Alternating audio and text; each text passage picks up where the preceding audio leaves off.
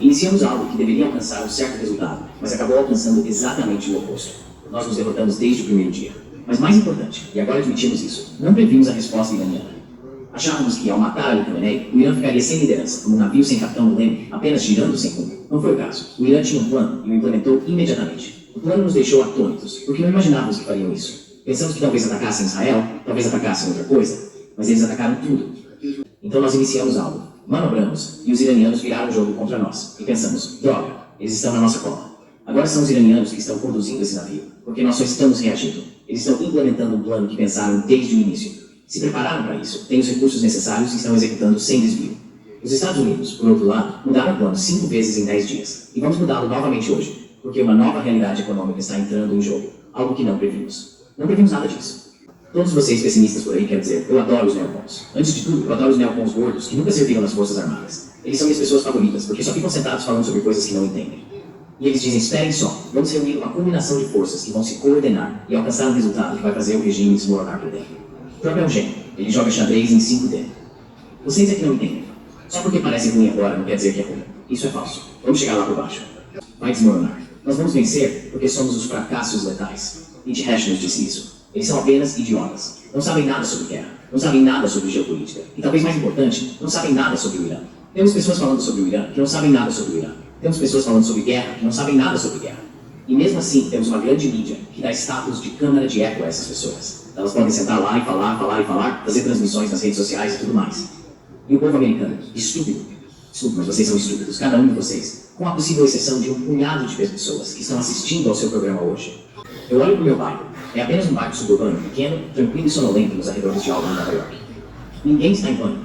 Eles não entendem o que está acontecendo. Eles não compreendem. Você pode andar pelo bairro e ver cerca de 30% de placas com o apoio a Israel, que remontam, é claro, ao genocídio contra o povo da Palestina.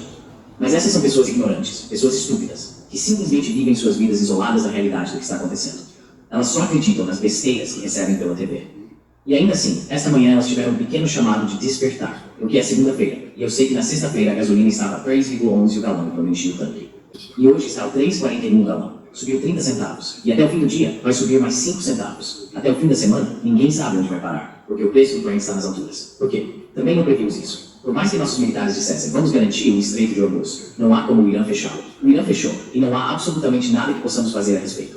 Nada mesmo. O Catar não está mais produzindo gás. O Kuwait não está mais produzindo petróleo. A Arábia Saudita não está mais produzindo petróleo. Não porque quisessem parar, mas porque o Irã os fez parar. E os Emirados Árabes Unidos estão prestes a ser fechados. A Arábia Saudita está à beira de ser fechada. Baku vai perder a capacidade de produzir petróleo se continuarem jogando esses joguinhos idiotas. Sabe, é isso. O mundo vai ter um colapso energético. A gente vem falando sobre isso, vem dizendo que vai acontecer. E aí existem os americanos realmente geniais que acham que isso não vai acontecer. Somos autossuficientes em energia. Somos a América. Temos o Texas. Eles fazem fracking, abrem o solo e tiram gás de lá. Somos autossuficientes em energia. Não somos afetados. E então invadimos a Venezuela. Pegamos todo o petróleo deles. Então perguntem a si mesmos por que vocês estão pagando os olhos da cara no posto de gasolina se somos tão autossuficientes em energia assim. Perguntem-se onde estão as reservas estratégicas de petróleo. Mas tudo bem. Acho que chegou a hora de o povo americano pagar o preço. E estamos pagando. Mas perdemos esta guerra. Esta guerra está perdida. Os iranianos foram mais espertos do que nós em defesa contra mísseis balísticos. Enganamos a nós mesmos porque criamos sistemas de detecção precoce. A detecção precoce é projetada para nos dar o máximo de aviso antecipado possível. Então o que acontece é essa detecção precoce. Digamos que seja um sistema de radar no Catar, talvez custe 1,1 bilhão de dólares, só para dar um exemplo. E então o míssil é lançado. Essa detecção precoce capta o sinal, começa a coletar o máximo de dados possível e depois envia esses dados por meio de estações de retransmissão via satélite. Você pode ver aqueles pequenos domos de radar por aí. Ele se comunica de volta para que nossos sistemas possam fazer ajustes finos. Em vez de escanear todo o céu, agora permitimos que os sistemas se concentrem em uma trajetória prevista e obtemos uma profundidade de coleta de dados que nos dá mais tempo para lançar e responder. E assim, ocasionalmente, eles realmente acertam algo.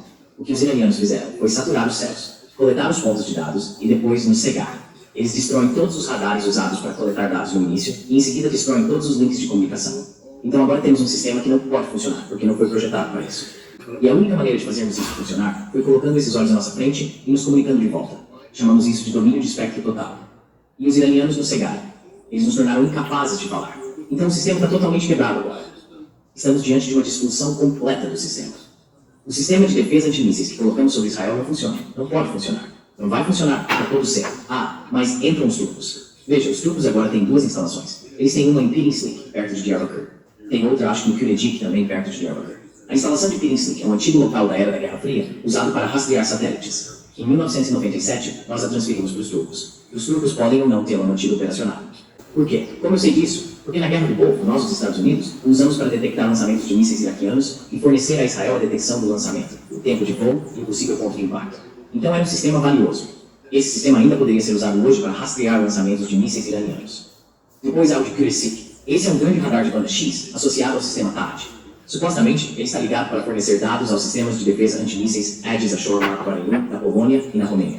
Mas agora foi reconfigurado porque eles não têm mais aquisição de alvos. Os iranianos destruíram todos os radares no Oriente Médio. Os radares turcos agora estão coletando os dados e alimentando o sistema. Então você pode se perguntar, por que o Irã atacaria a Turquia? Porque a Turquia está fornecendo dados de direcionamento para o escudo de defesa antimísseis balísticos. E o Irã quer basicamente deixar um ponto claro. A Turquia não é uma parte inocente neste conflito. A Turquia é uma participante ativa. Eles estão reaproveitando instalações de armas da OTAN para uso dos Estados Unidos. Esta não é uma guerra da OTAN. A OTAN não está participando dessa guerra. Quaisquer nações que participam o fazem de forma individual. Portanto, a Turquia não pode dizer, esta é uma função da OTAN. Estamos apenas cumprindo nossas obrigações com a OTAN. A Turquia se tornou uma participante ativa neste conflito. Mas no fim das contas, nosso sistema de defesa antimísseis não funciona. Os mísseis iranianos são rápidos demais, manobráveis demais, e nunca serão interceptados por um PAC-2. Então estamos queimando os PAC-2. E quando acabarem os PAC-2, não teremos mais nada. Literalmente nada restará. Os mísseis THAAD que temos são muito caros. Provavelmente já usamos cerca de 80 ou 90% do nosso estoque. E o que restou não vai funcionar, porque todos os radares foram destruídos. Sabe, eles estão ligados àquele radar de banda X deles. 5 foram destruídos. Não sobrou nenhum, exceto o que está na Turquia, que os iranianos provavelmente acabaram destruindo. Os israelenses estão sem munição. Eles não têm nada. O que fornecemos, eles já dispararam. Só para vocês saberem, Israel não tem os próprios mísseis. Eles não produzem os mísseis. Nós é que produzimos. Quando o Domo de Ferro ficou sem mísseis interceptadores durante a luta contra o Hezbollah e tudo mais, foram aviões militares americanos que voaram da Europa. Eles estavam trazendo estoques de mísseis interceptadores que tínhamos armazenado aqui, porque somos nós que os fabricamos. Israel não fabrica nada, nós os fabricamos, mas não em quantidade suficiente. E agora não há mais nenhum. O jogo acabou. Adivinhe quem não está ficando sem mísseis? O Irã. O Irã tem mísseis suficientes para sustentar cerca de 6 meses de atividade contínua, talvez até mais. Eles têm drones suficientes para manter cerca de 1 ano e meio de capacidade de lançamento contínuo. Estamos vendo as imagens de Tel Aviv. Eles estão tentando censurar, mas as 2 últimas noites em particular têm sido especialmente difíceis para Israel. Quanto isso vai afetar as coisas nos próximos dias? Entrará o Shorda por Israel. Me enviou aqui. Eu devia abrir os comentários, porque o seu sentimento é realmente compartilhado por muitas pessoas. Como você pode ver, coitadinho, vamos tocar o menor violino do mundo. Quero dizer, poderíamos continuar indefinidamente. Ninguém se importa. Ninguém literalmente se importa.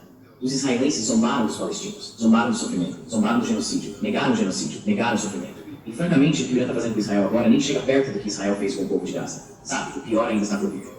Então, se você quer que choremos porque o Irã destruiu uma usina de energia, depois que vocês bombardearam instalações de petróleo nos arredores de Teherã, causando chuva ácida e chuva de óleo, fazendo os esgotos explodirem em chamas, rios de fogo atravessando cidades iranianas, literalmente o inferno se abrindo nas ruas de Teherã, a capital de uma das principais potências da região.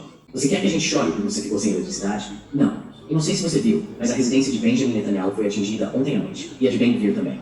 O irmão de Benjamin Netanyahu estaria morto, e Ben-Gvir estaria gravemente ferido e pode não sobreviver. Mais uma vez, deixe-me fazer uma pausa porque estou tomado pela emoção quando maníacos genocidas têm a situação virada contra eles. Eu nunca vou derramar uma lágrima por ninguém em Israel hoje. Se você está em Israel hoje, tomou uma decisão consciente de permanecer lá, enquanto o país basicamente violou a lei e cometeu genocídio.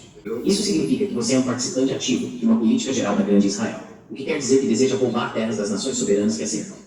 E para roubar a terra, é preciso despovoá-la. Isso significa que você vai executar uma versão israelense do Plano Oeste, o Plano Leste, o plano nazista de despovoar a Bielorrússia e o oeste da Rússia, eliminando milhões de eslavos para criar Lebensraum, espaço vital para o povo alemão.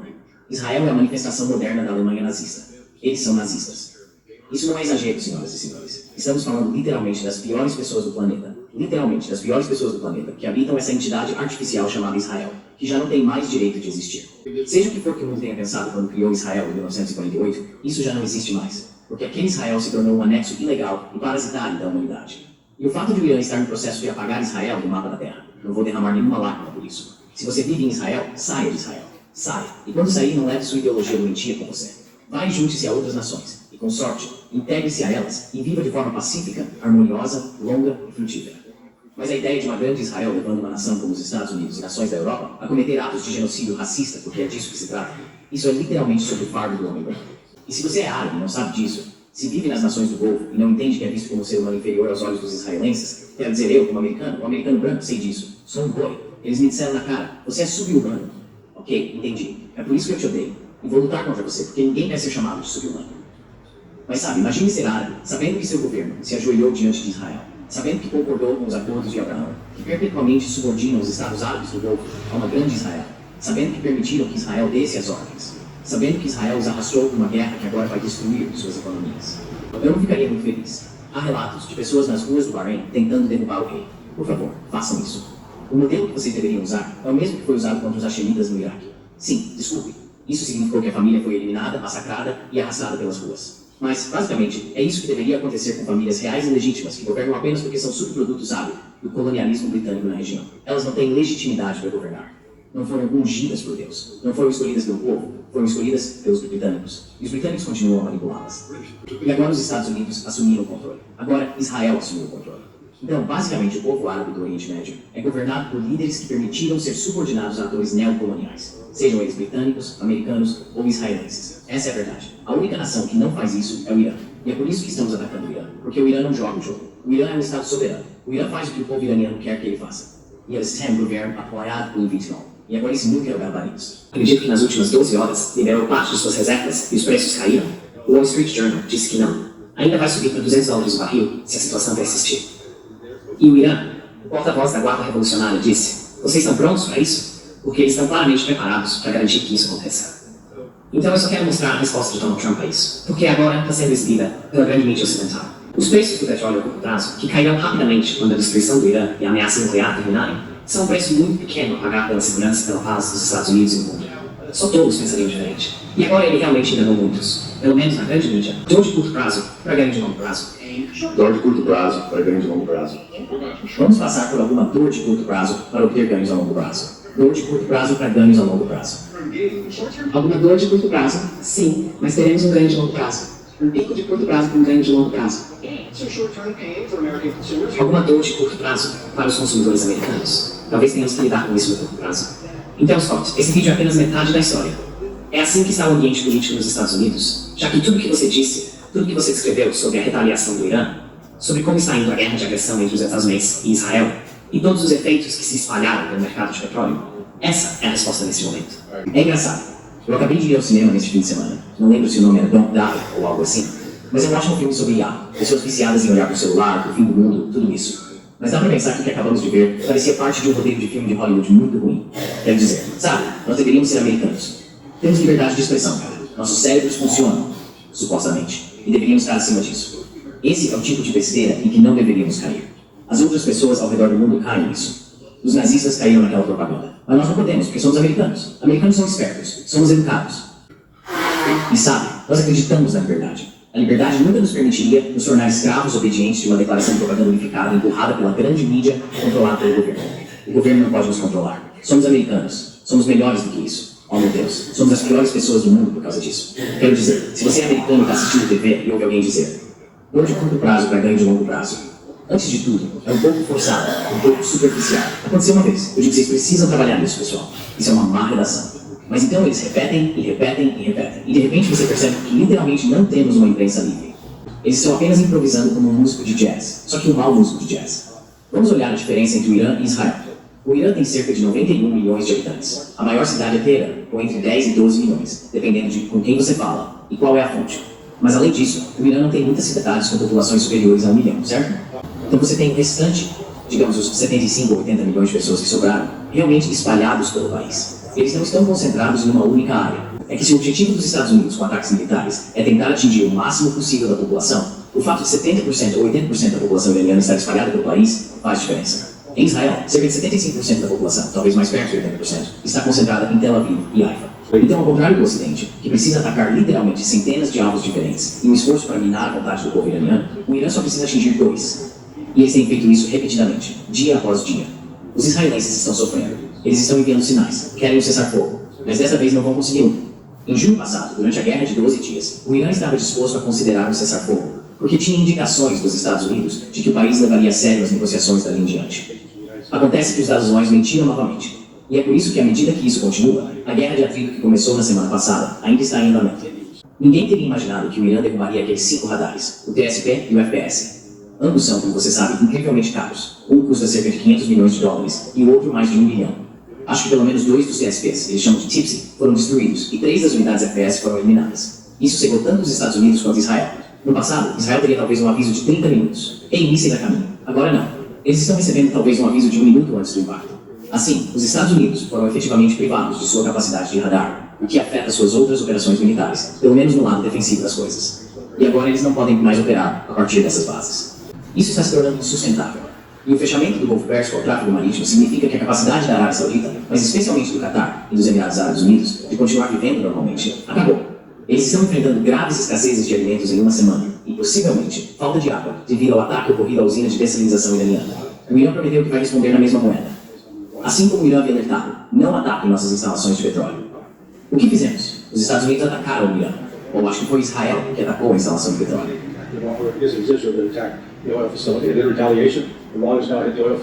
E em retaliação, o Irã agora atingiu as instalações de petróleo no Bahrein e no Kuwait. Isso vai agravar ainda mais o problema que o mundo enfrenta com a escassez de petróleo.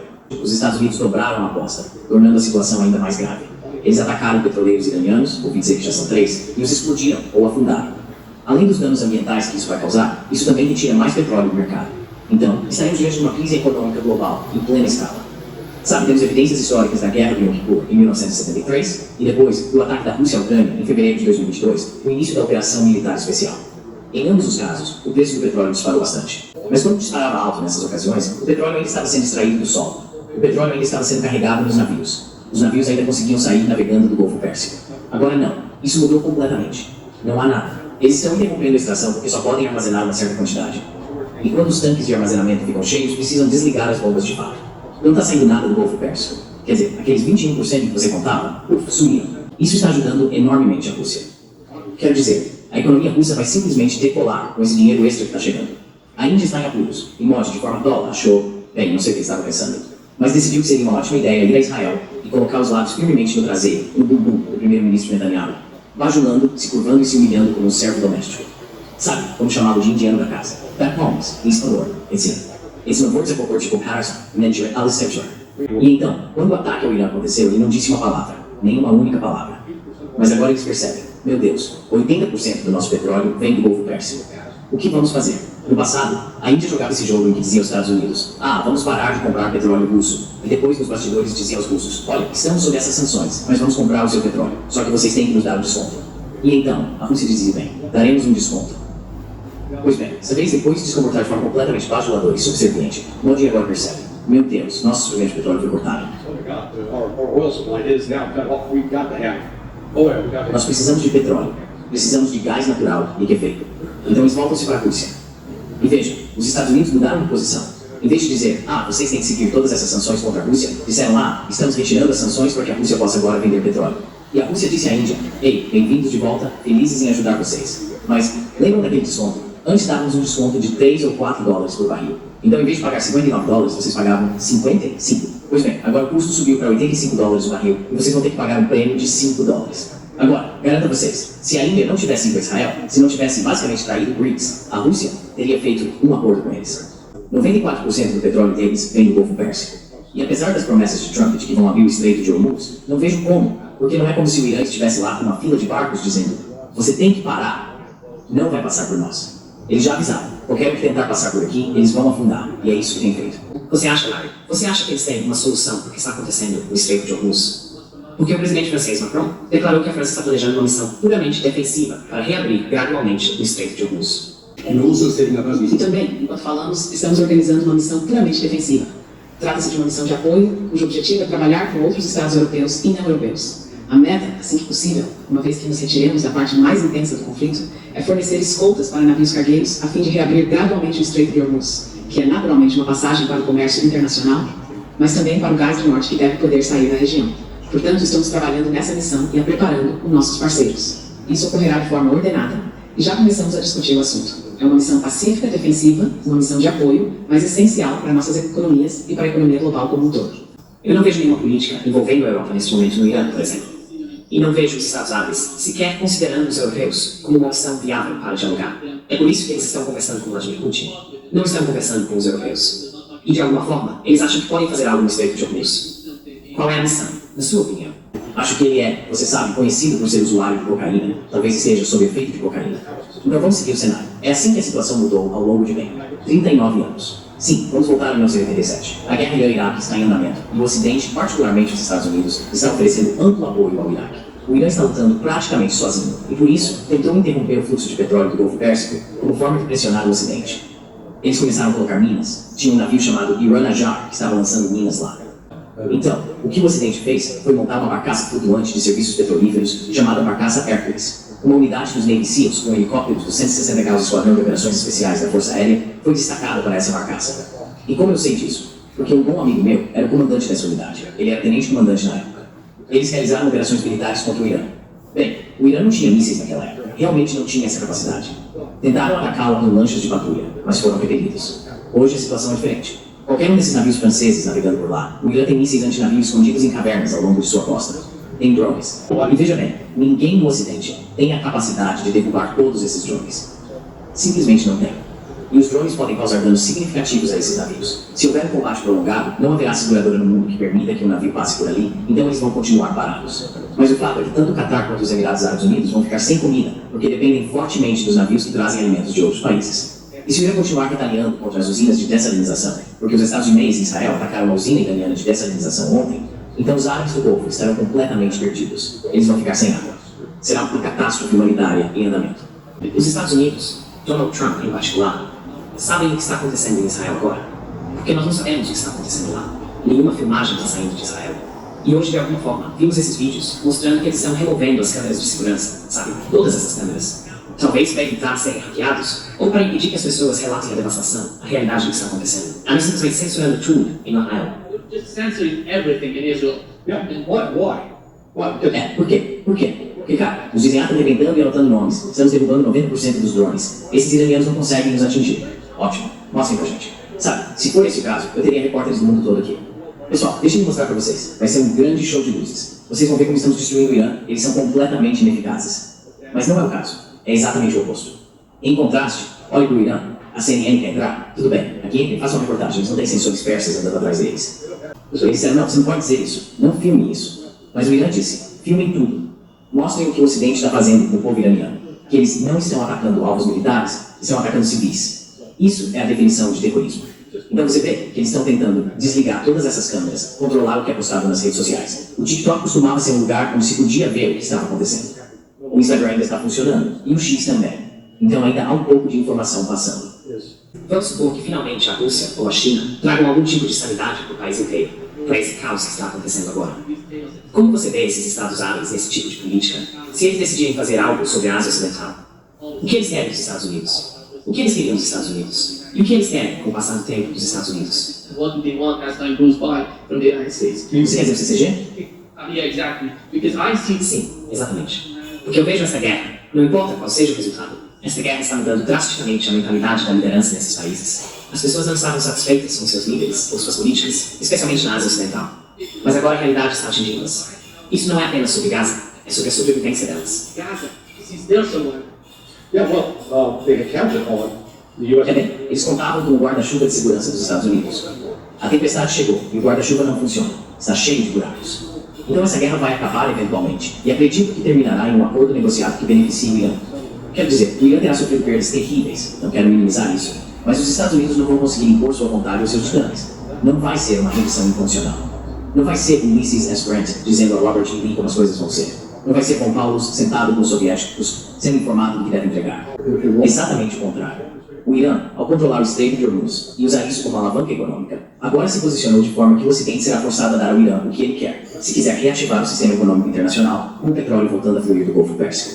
E sabe, francamente, com os Emirados Árabes Unidos e o Catar tentando sobreviver, há relatos hoje de que o rei do Bahrein já fugiu do país.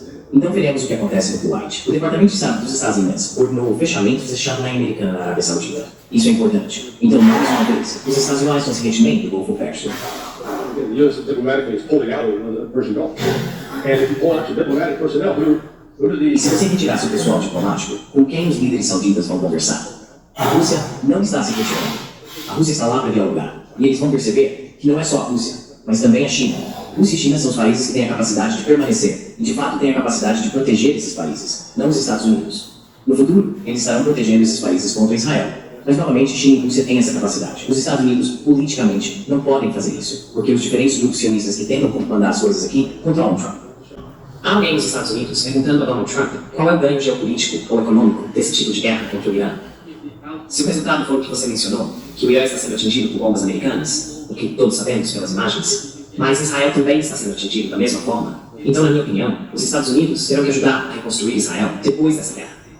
A posição dos Estados Unidos não será a mesma de antes, e isso dá uma enorme vantagem à Rússia, e também aos russos, aos chineses, e até, eu diria, ao Irã.